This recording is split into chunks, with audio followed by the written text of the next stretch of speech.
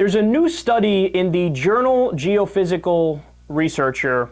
Quote, new research shows that average summer temperatures in the Canadian Arctic over the last century are the highest in the last, get this, 44,000 years. 44,000 years, and perhaps the highest in the last 120,000 years. Now, take this, while keeping this in mind, consider the fact that almost half of the politicians in the United States don't even believe global warming is happening. And of course, like we've discussed before, they make contradictory arguments simultaneously.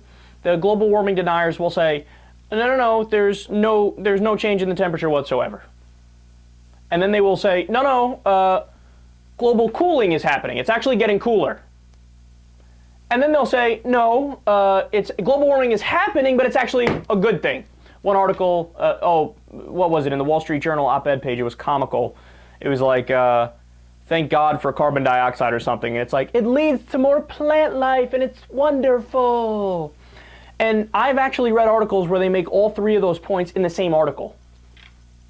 But wait a second, how could the trend be cooling at the same time that it's staying the same, at the same time that it's increasing, but the increasing is a good thing? It cannot do all those things at once. That's insanity. That's a contradiction. It's not possible. Either it's going down, middle, or, getting hotter, and it is getting hotter. We all know that, at least anybody who's actually paying attention to the data.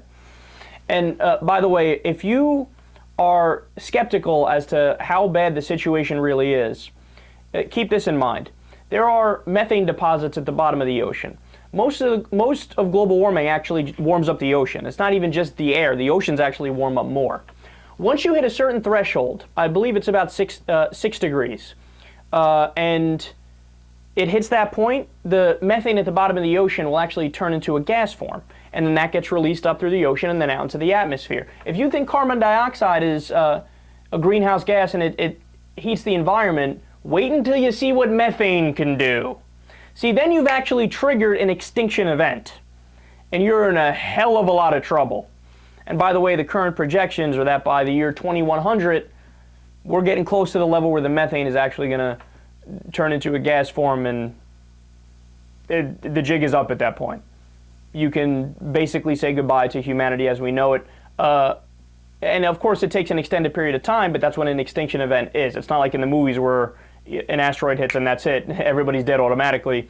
It's an extended period of time, but an extinction event is defined as over 50% of a species being wiped out. And that is what will happen if that's the case, because you'll have the sea levels rising, you have the temperature heating up to the point where there's permanent drought, you'll have increased extreme weather events all around the world, you'll have wars over water, you'll also have wars over food, because what happens, the food chain gets massively messed up if you throw off the climate by that much. It's almost immeasurable and indescribable the amount of